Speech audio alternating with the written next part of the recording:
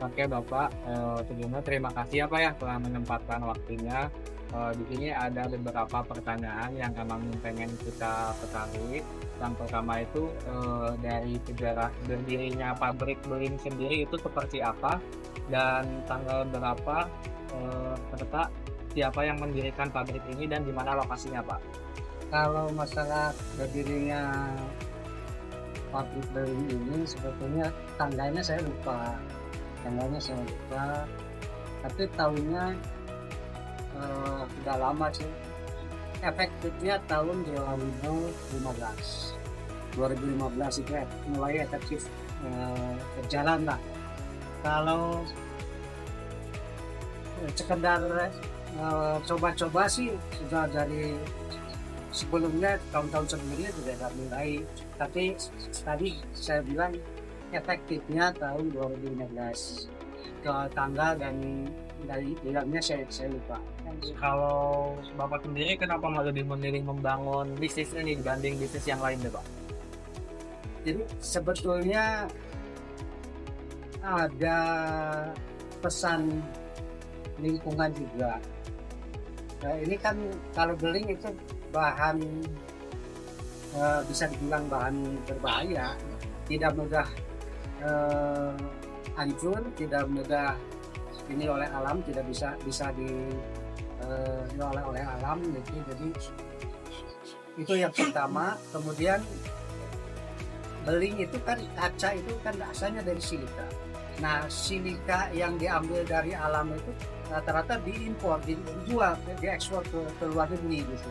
Nah, nanti setelah jadi bahan baku berupa silika flow, berupa tepung silika, malah balik lagi ke kita, ke Indonesia. Nah, dari situ maka saya merasa, oh, kalau beling diolah juga itu berarti kan silika juga.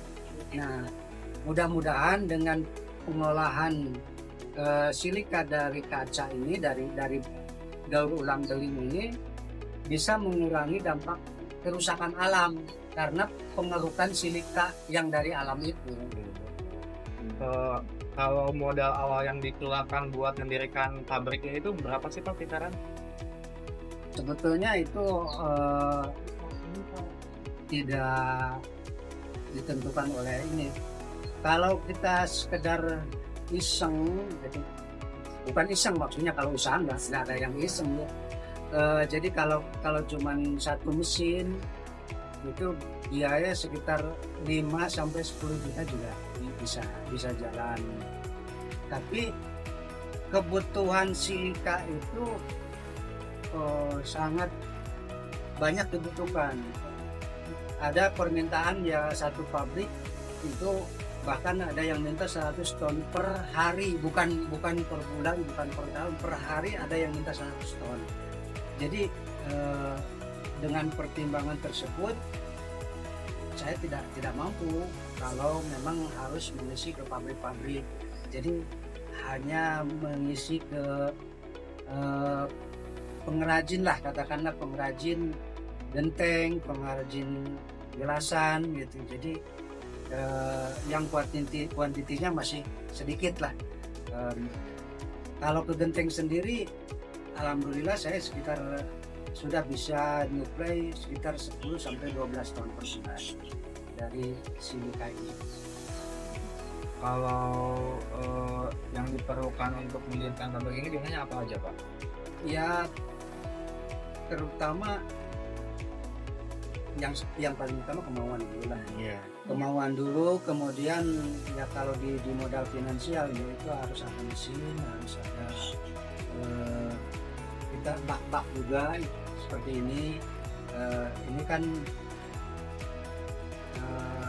kita sistemnya pakai air, maksudnya keunggulannya kan kalau pakai air itu nggak ada debu, jadi nggak ada polusi. Yang nggak ada polusi itu pertama. Kedua bisa meredam suara juga. Jadi fungsi airnya itu bisa meredam suara, jadi nggak terlalu berisik lah, nggak terlalu berisik. Kemudian sebagai filter juga, sebagai penyaring juga. Jadi kalau yang masih kasar itu masih ada di bawah, masih ngendap. Tapi kalau udah halus maka terbawa arus air gitu. Jadi makanya harus disediakan bak-bak ini ya, itu fungsinya tadi. Suara. Jadi kalau modal untuk mendirikan bangunan ini ya sebetulnya tidak terlalu besar, tidak terlalu besar. Asal ada kemauan juga sebetulnya bisa. Baik Pak, untuk pertanyaan selanjutnya itu tadi kan udah jelasin apa aja yang dibutuhin ya di pabrik ini. Pastinya kan di pabrik ini itu kan pasti harus ada pegawai ya Pak, gak mungkin kerja sendiri gitu. Nah dari pabrik ini tuh biasanya ada berapa pegawai yang bekerja setiap harinya atau berapa kali sehari gitu? Kalau untuk pegawai sebetulnya karena kita sistemnya UMKM gitu ya, UMKM, jadi usaha kecil. Kalau memang mesinnya cuma satu, cukup dengan satu orang pegawai juga cukup gitu, kalau mesinnya cuma satu. Tapi karena kalau mesinnya seperti ini udah ada 4 kayak gini, kita butuh minimal 3 orang. Satu orang untuk bensin, satu orang yang ngabetin belingnya, satu orang yang ngayak. Minimal 3 orang lah minimal. Itu minimal 3 orang itu emang gimana, dipanggil sama bapak aja atau gimana, apa yang memesan gitu? Ya kalau produksinya lagi banyak mungkin bisa bertambah lagi dari orang yang itu apa normalnya lah 3 orang itu normalnya. Jadi kalau produksi untuk genteng yang kebutuhan sekitar 10 sampai 12 ton itu cukup 3 orang karyawan. Berarti kalau misalkan banyak pesanan baru manggil Ya, apa karyawan, bisa sampai 8 orang gitu ya Pak yang bisa aja. Oh sampai lembur enggak yang masuk. Ya kalau kebetulan permintaan lagi banyak ya bisa lemburan juga. Pulang dulu saya kasih, ada yang pulang jam 4 saya kasih, beda-beda gitu. Jadi kasihnya juga per hari ya Pak kalau Ya. untuk uang. Kalau ini kita berani.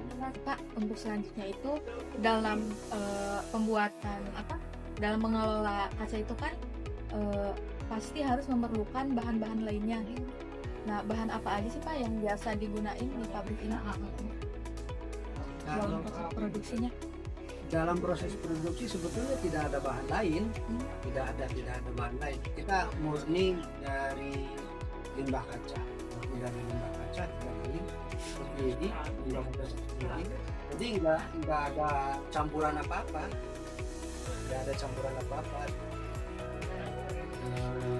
cuman kita pakai air jadi sebagai media tadi.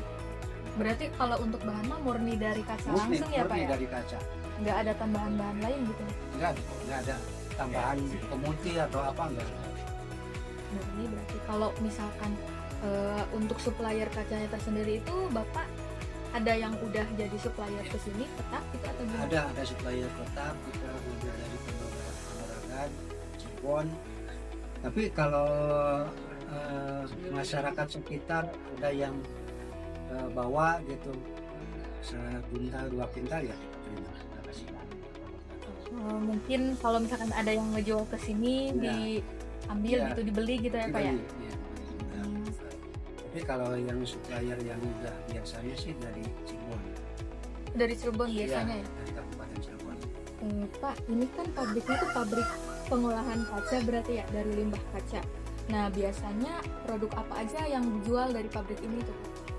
Kalau produknya kita cuma jual yang bahan saja, tepungnya gitu, tepungnya. Jadi tepung itu ada 2 jenis, ada yang kering, ada yang basah. Nah, kalau yang basah itu untuk genteng glasir, genteng disebutnya frit glass, itu untuk ke Majalengka, untuk genteng tadi, glasir genteng. Kalau untuk yang kering sebetulnya pabrik juga mintanya yang kering, tapi karena kuantitinya terlalu banyak menurut tidak mampu dengan kapasitas yang Kapasitasnya ya. kita produksi, jadi eh, kita cukup apply ke pengrajin benang gelasan, atau mungkin glasir juga, glasir yang kecil-kecilan 1 ton baru habis 1 bulan, itu kita juga ngisi ke sana. Nah kalau yang kering itu sebagian besar kita jualnya ke pengrajin benang gelasan di daerah Sumedang, Tanjung Sari. Oh, berarti untuk produk itu ada 2 jenis ya Pak? Ya, Dari limbah kaca ini ada yang kering, ada kalau yang kering, yang kering itu biasanya dijual ke ini ya, yang menjual gelasan. iya. Tapi ada juga yang masih kasar, seperti ini.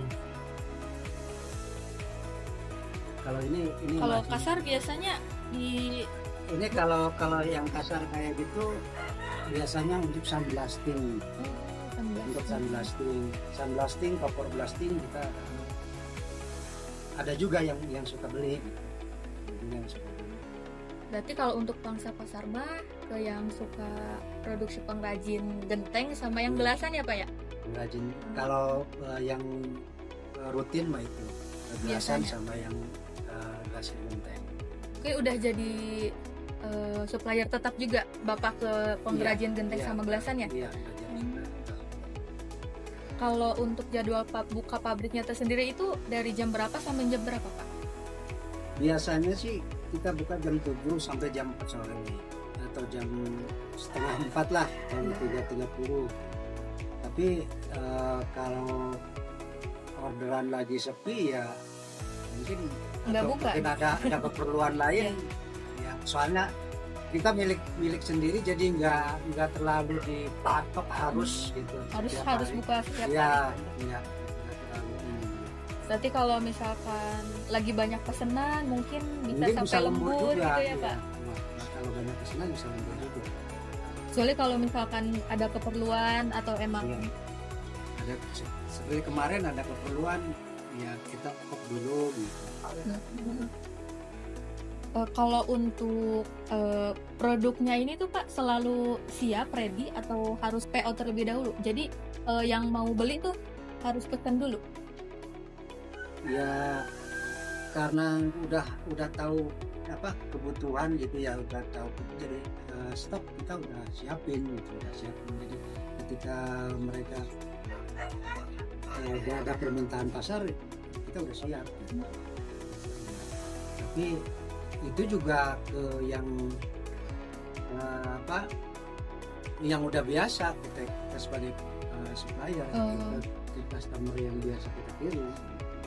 Berarti emang setiap harinya suka ready. Mungkin kecuali kalau misalkan ada pesanan banyak itu Iya. harus pesan terlebih dahulu ya Pak? Ya kadang-kadang ada juga yang ujuk-ujuk datang gitu. Mereka tahu, Pak saya tahu Bapak dari YouTube, saya tahu Bapak dari Facebook, makanya kesini udah langsung beli gitu. Kalau kita stok lagi kosong ya kasihan juga, Iya. udah jauh-jauh gitu. Jadi dirediin setiap hari ya Iya, Pak? setiap hari kita ready. Kalau untuk harga produk sendiri Pak, kan tadi tuh ada yang kering, ada yang Iya. basah ya Pak. Itu harga produknya itu sama atau beda Pak? Beda. Berapa? Ya beda-beda. Kalau yang basah seperti ini basah masih emul-emul. Kalau kata orang Sunda mau emul, ada air sekitar 15%-an, 15%, 10 sampai 15%. Itu harganya 2.500.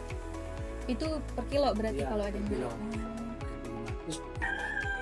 Nah, kalau yang udah kering itu ada tergantung tingkat kelembutan, tingkat kehalusannya. Kalau yang masih kasar antara mes 100, 200 itu untuk gelasan kita jual biasa itu ke 10.000 per kilo. Oh, berarti untuk harga sendiri itu lebih mahal yang kering ya Pak? Kalau untuk Lebih mahal jual? yang kering, ya lebih mahal yang kering.